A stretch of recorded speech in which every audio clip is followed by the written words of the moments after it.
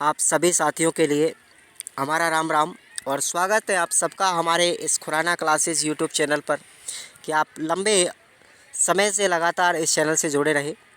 आप सबके लिए बहुत बहुत धन्यवाद। और आज की इस क्लास में हम बात करेंगे हमारा जो कला शिक्षा का पेपर है VSTC फर्स्ट ईयर का 9th नंबर का पेपर 9वां। तो कला शिक्षा के अंदर अब क्या क्या पढ़ना है, तैयार हो जाइए साथियों। तो एक बार क्लास को लाइक करना है, चैनल को सब्सक्राइब करना है अगर अभी तक नहीं किया है ना, क्योंकि रेट की आने वाली समय में आपको यहीं पर क्लासें मिलेंगी।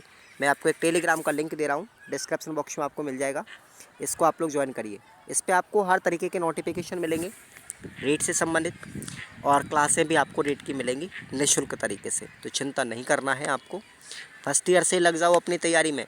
और चलिए, कला क्या है आज की इस यूनिट में हम चर्चा करेंगे कुछ अच्छे अच्छे सवालों के बारे में, और जो एग्ज़ाम में आपको सीधे मिलेंगे।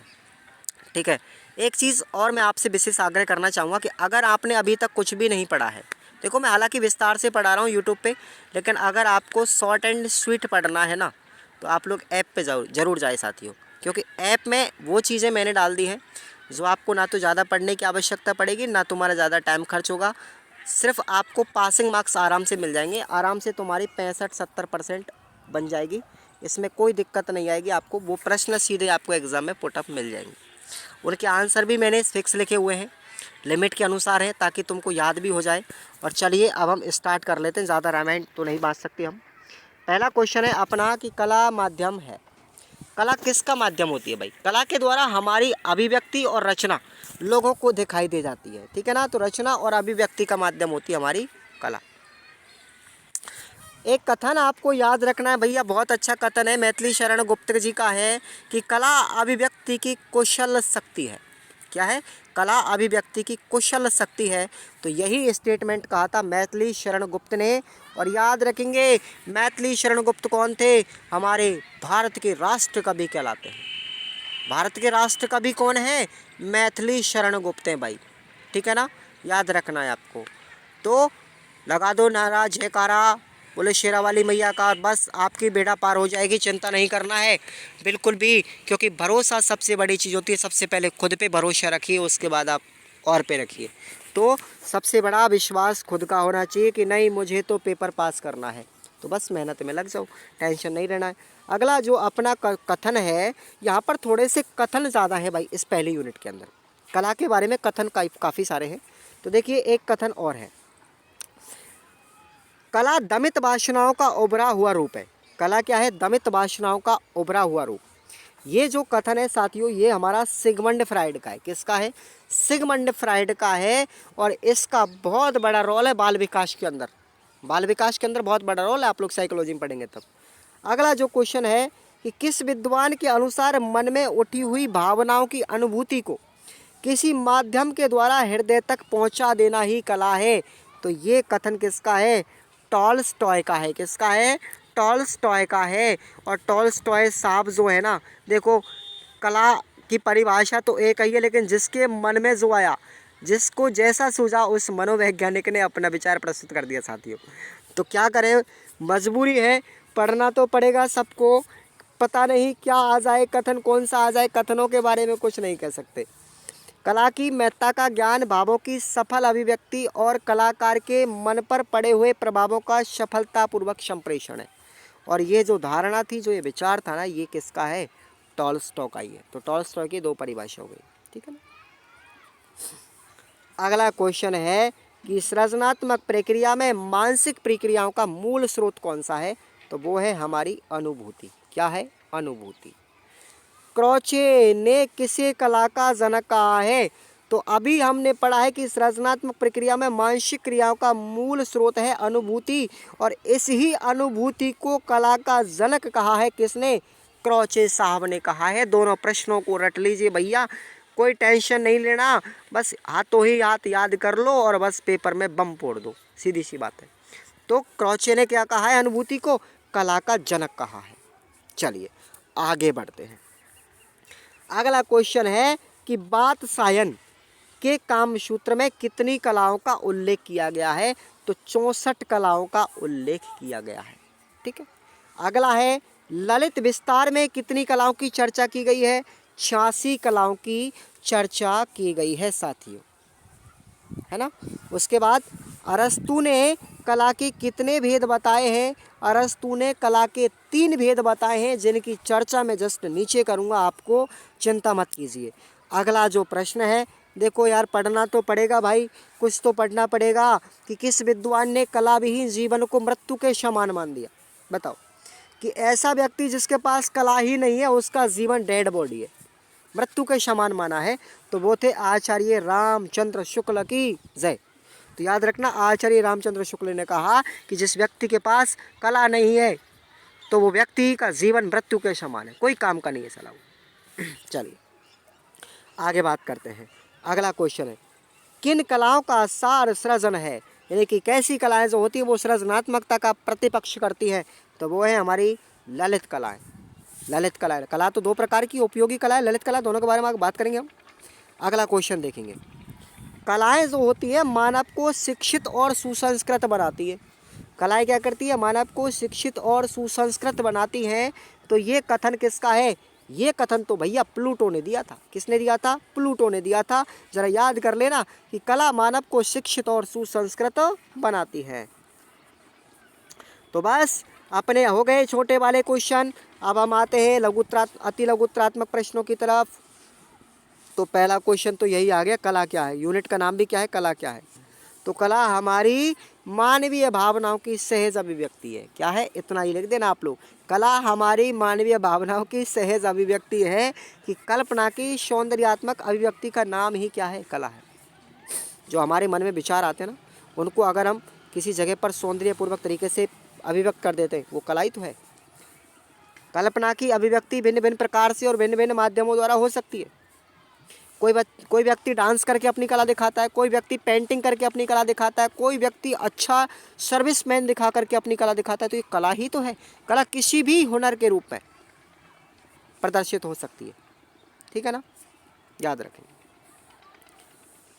हमने टॉलस्टॉय की परिभाषा पढ़ी ली, तो इसको कोई दिक्कत ही नहीं है। अब देखेंगे, थोड़े आगे बढ़ते हैं। सौंदर्य बोध से मतलब क्या है आपका? सौंदर्य बोध का क्या अर्थ है?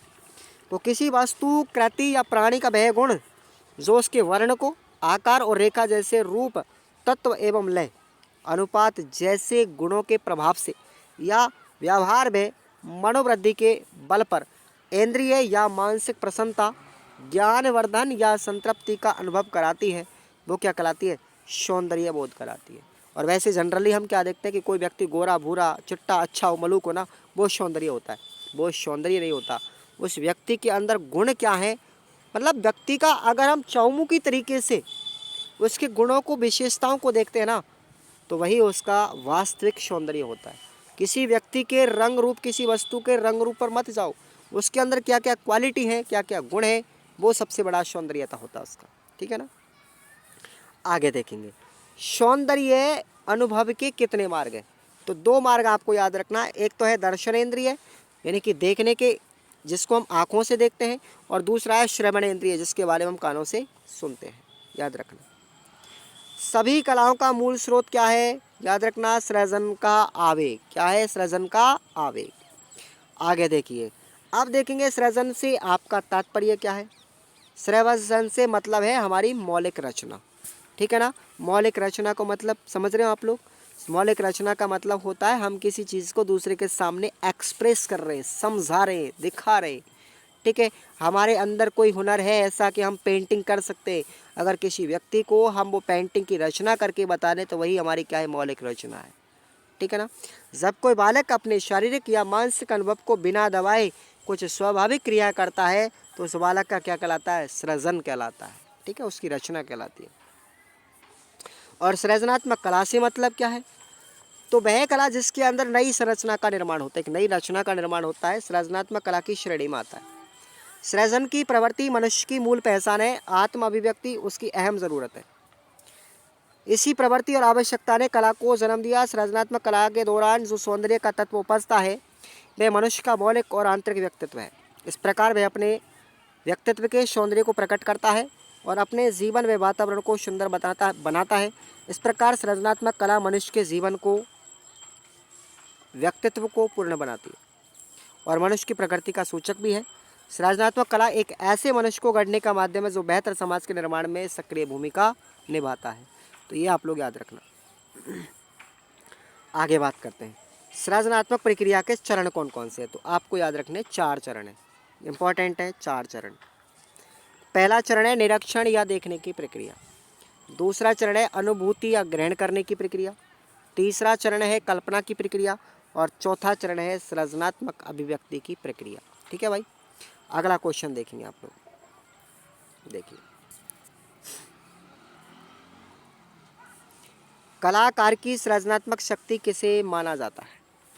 कल्पना को। किसको मानते हैं? कल्पना को कलाकार की सृजनात्मक शक्ति माना जाता है। इतना ही याद रख लेना आप लोग सिर्फ, क्योंकि कल्पना वह मानसिक प्रक्रिया है जिसके द्वारा हमें किसी संपूर्ण परिस्थिति का प्रत्यक्ष बोध या एक ही इस साथ एक साकार अथवा मूर्तिमान रूप में होता है। इसी के आधार पर कलाकार अपनी नवीन सृष्टि के रूप में अथवा आकार प्रदान करता है। इसलिए कल्पना को कलाकार की सृजनात्मक शक्ति कहते हैं। प्रश्न यही पूछा जाएगा, कलाकार की सृजनात्मक शक्ति किसे कहते हैं? आंसर लिख देना तुम सीधा, कल्पना। किसको कहते हैं? कल्पना। ये कोई लड़की का नाम नहीं है कल्पना। हमारे मन में जो विचार आते हैं ना, हमारे मन में किसी चीज़ को देखने के बाद जो छवि बनती है ना, जो प्रतिबिंब बनता है ना, जो विचार आते हैं ना, जो थिंकिंग हमारी होती है, वही क्या कहलाती है? कल्पना कहलाती है। इमेजनरी, कल्पना इमेजनरी, जो हमारे मन में जो प्रतिबिंब बनता है किसी चीज़ को देखने के बाद, वो कल्पना होती है। ठीक है ना। अब हम बात करते हैं अगला। अब हमने कल्पना के बारे में तो पढ़ लिया, यथार्थ क्या होता है साथियों? यथार्थ क्या होता है वो एक अलग चीज़ है। यथार्थ होता है कि कल्पना के बाद हमने, सोचने के बाद हमने उस चीज़ को अगर मूर्त रूप दे दिया, मूर्त रूप दे दिया। कल्पना हमारी अमूर्त है। अगर कल्पना को प्रकट करने के बाद जो मूर्त रूप हमको मिलता है वो क्या कहलाता है? वास्तविकता में यथार्थ कहलाता है। किसी भी कल्पना का वास्तविक रूप क्या है? यथार्थ। कल्पना वह शक्ति है जो अनुभूति या ज्ञान के बाद हमारे मस्तिष्क पर प्रभाव डालती है, जबकि यथार्थ वास्तविकता को प्रकट करने वाली शक्ति है। यही बताया था मैंने। कल्पना के लिए संवेदना आवश्यक, यानी सोचना जरूरी है, जबकि यथार्थता के लिए संवेदना की कोई आवश्यकता नहीं होती। यथार्थ का मतलब है वास्तविकता, लोगों को दिखाओ, करके दिखाओ। ठीक है। कल्पना को यथार्थ में रूपांतरित किया जाता है, जबकि यथार्थ को कल्पना में रूपांतरित नहीं किया जा सकता।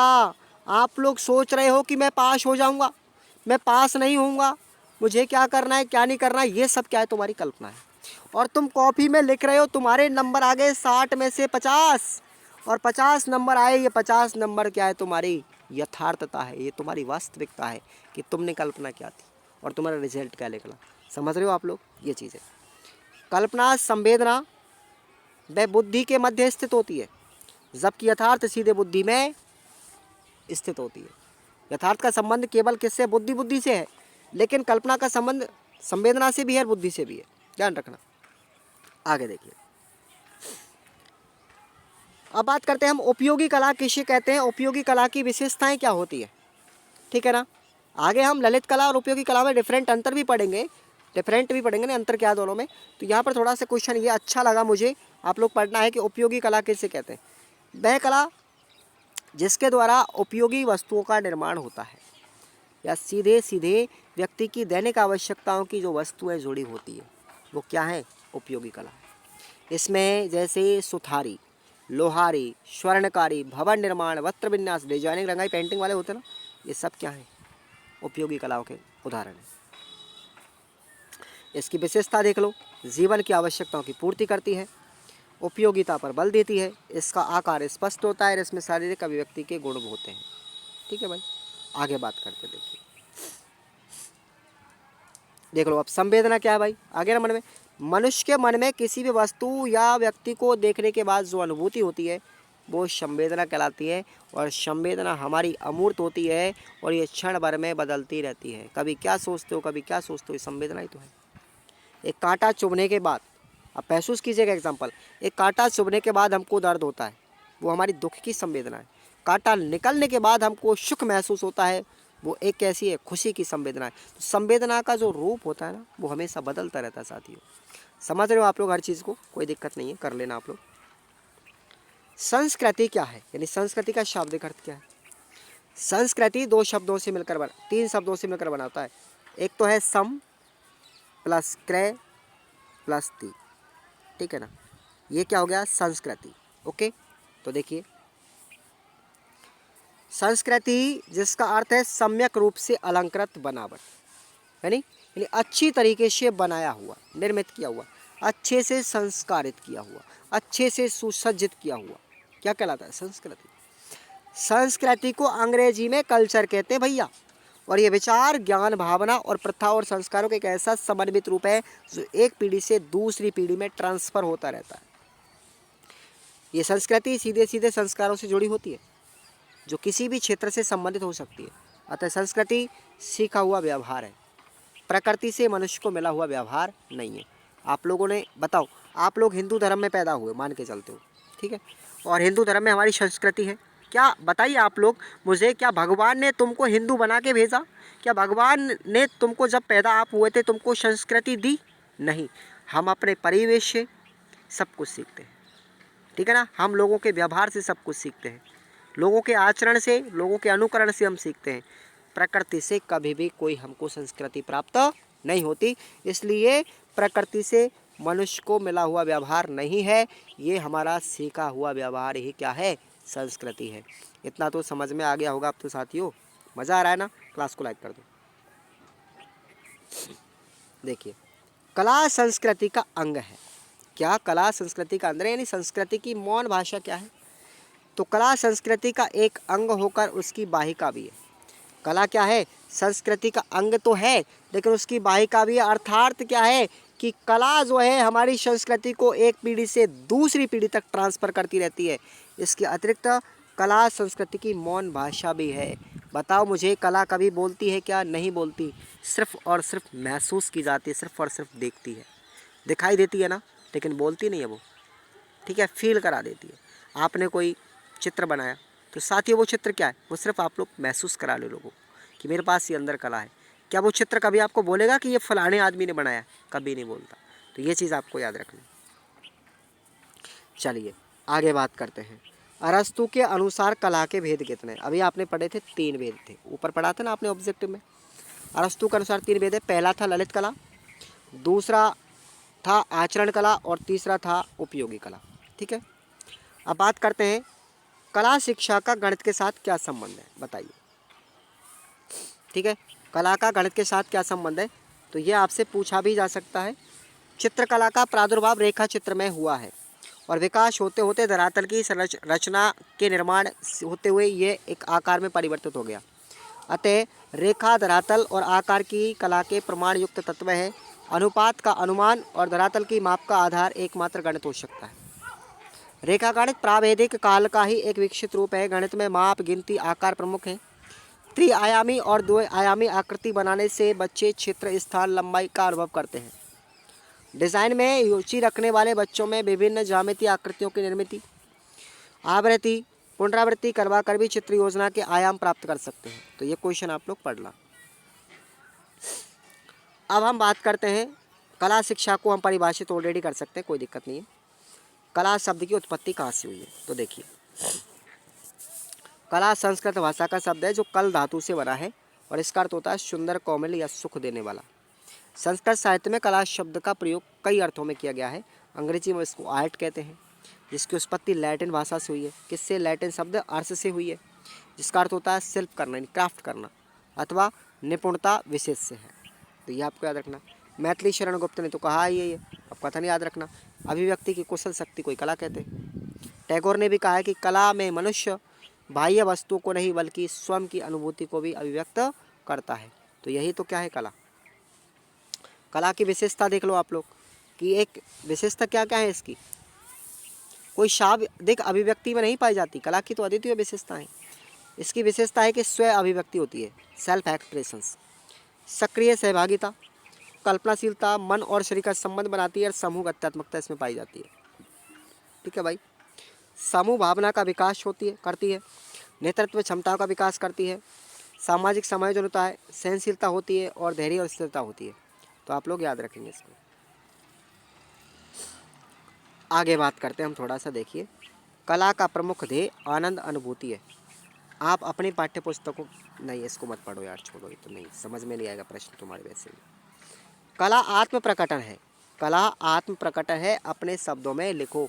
अर्थात कला के आत्म प्रकटन का महत्व क्या है, क्या महत्व है, ठीक है ना। तो ये आप लोग याद रखें, कला आत्म प्रकटन है, यानी अपनी आत्मा की अनुभूति है, ये सत्य है।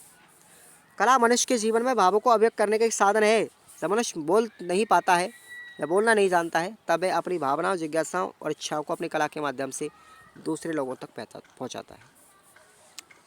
प्रारंभ में मनुष्य ने पशु पक्षियों, विभिन्न हथियारों आदि के चित्र बनाने प्रारंभ किए थे, क्योंकि उस वक्त उन्हें जंगली जानवरों से, पत्थर, लकड़ी से बने हथियारों की सहायता से संघर्ष करना पड़ता था। उन्होंने अपने धर्म से प्रभावित होकर के धार्मिक चित्र बनाए, सौंदर्य से प्रभावित होकर के सुंदर चित्र बनाए। इस प्रकार हम देखते हैं कि आदिकाल से ही आधुनिक काल तक मनुष्य ने अपने अनुभवों के आधार पर कला का विकास किया। इस तरह व्यक्ति अपने हृदय की भावनाओं को रेखाओं के माध्यम से प्रकट करके कई रंगों से सुंदर और सजीव बना देता है, जो कला क्या है, आत्म प्रकटन है। तो आप लोग याद रखना। नेक्स्ट क्वेश्चन अपना आता है, अच्छा क्वेश्चन इंपॉर्टेंट, देख लो आप लोग, शायद आया है या नहीं आया अभी तक, लेकिन ज़रूर याद करके जाना, इंपॉर्टेंट है, बहुत विशेषकर इम्पॉर्टेंट। गला बैठ गया तुम्हारे चक्कर में भैया, पढ़ के जाओ भैया, पढ़ के जाओ, मेहनत करो, वरना कुछ नहीं रखा है लाइफ में। तुम्हारे पढ़ने के चक्कर में मुझे बहुत मेहनत करनी पड़ती है। चलिए, ललित कलाएं क्या होती है। ललित कला और उपयोगी कलाओं में अंतर आप लोग समझ पाएंगे। ललित कलाओं का संबंध मनुष्य के सांस्कृतिक विकास और भावों की सौंदर्यात्मक अभिव्यक्ति और लोकोत्तर जीवन से होता है, जबकि उपयोगी कलाओं का संबंध केवल कैसे होता है, सभ्यता की क्रमिक विकास और लौकिक जीवन से होता है।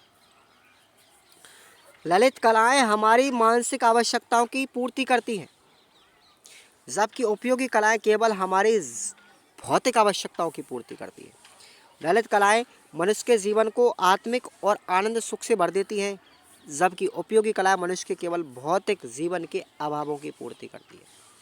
ललित कलाएं मनुष्य को ऐसी स्थिति से मिलती हैं जिसमें परम सत्य, परमानंद की स्थिति कहा जा सकता है, लेकिन उपयोगी कलाओं का व्यवहार पूर्णतः व्यवसाय के केवल बेचने के काम आती है, भौतिक जगत से संबंध होता है। इसका अंतर है दोनों में।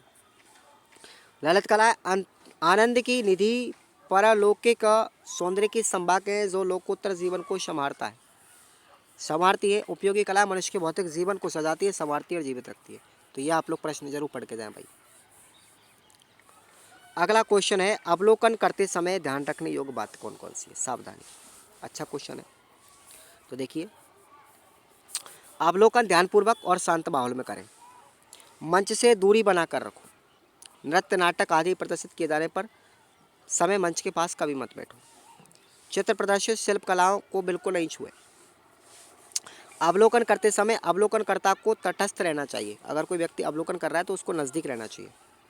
अवलोकन में वो सभी गुण होने चाहिए जो किसी चित्र में उसके आकार, रंग, तकनीकी सबको ध्यान से देख सके, और विभिन्न पहलुओं को एक साथ ध्यान देना चाहिए। अवलोकन जल्दबाजी में कभी नहीं करें, ठीक है ना। और आगे देखिए, अगला क्वेश्चन है अपना, कल्पना से आप क्या समझते हैं।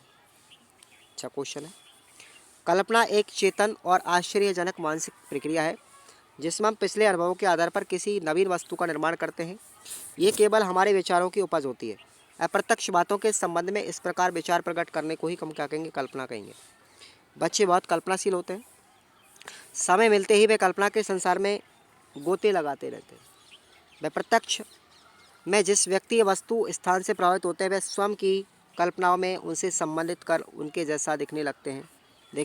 चित्रकार कल्पना से अनेक चित्र बनाता है, प्रकृति का वर्णन करता है, ठीक है ना। अगला जो क्वेश्चन देखेंगे आप लोग, कला शिक्षा का विद्यालय के लिए अनिवार्य है। बताओ, कला शिक्षा का विद्यालय से क्या संबंध है। तो कला जीवन की साधना है। कला मनुष्य द्वारा किया गया सृजन है। कला को जो रूप मिलता है उसके पीछे मनुष्य की अत्यंत सूक्ष्म संवेदनशीलता की शक्ति होती है, जिसका विस्तार गहरी मानसिक जटिलताओं में फैला रहता है। बच्चे में कला के प्रति रुचि जागृत करने के लिए, एक अच्छे कलाकार बनाने के लिए कला शिक्षण आवश्यक है। छोटे बच्चों में सृजन क्षमता, तर्क शक्ति अधिक होती है। वो छोटी छोटी बातों को जल्दी से ग्रहण कर लेते हैं। कला के द्वारा बच्चों में बौद्धिक, शारीरिक और मानसिक क्षमता शक्तियों का विकास होता है। कला अभिव्यक्ति का साधन, व्यावहारिक महत्व और आनंद प्राप्ति का साधन है। तो आप लोग पढ़ लेना विद्यालय के उपयोग क्या होंगे विद्यालय द्वारा। ठीक है भैया, आगे बात करते हैं हमारी संस्कृति का महत्व क्या है, यानी कला और संस्कृति में क्या संबंध है। कुछ भी पूछ ले, दोनों एक ही प्रश्न है, उत्तर भी एक ही है। अब देखिए यहाँ पर आते हैं, क्या होगा इसका आंसर। देखो भाई थोड़ा सा लाइक कर लो यार, एक क्लास को लाइक करने में कोई परेशानी थोड़ी है। संस्कृति किसी देश और समाज की पहचान होती है। संस्कृति के आधार पर ही किसी राष्ट्र की गरिमा आंकी जा सकती है। जिस प्रकार आत्मा के बिना पंच तत्वों से बनी इस देह का कोई फायदा नहीं है, उसी प्रकार संस्कृति विहीन देश या राष्ट्र का कोई महत्व नहीं है, कोई अस्तित्व नहीं है। संस्कृति किसी भी व्यक्तिगत संपत्ति ना होकर किसी व्यक्ति की कोई धरोहर नहीं है, ये पूरे राष्ट्र और समाज की रीति होती है।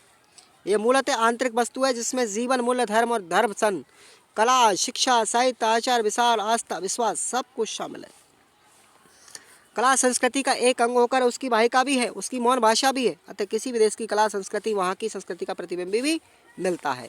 अतः हम कह सकते हैं कि कला देश विशेष की एक संस्कृति का प्रतिनिधित्व करती है और राष्ट्रीय आदेश इन कलात्मक उपलब्धियों का संकलन और संरक्षण करता है। इसलिए कला और संस्कृति में क्या है, बेजोड़ या अटूट संबंध है।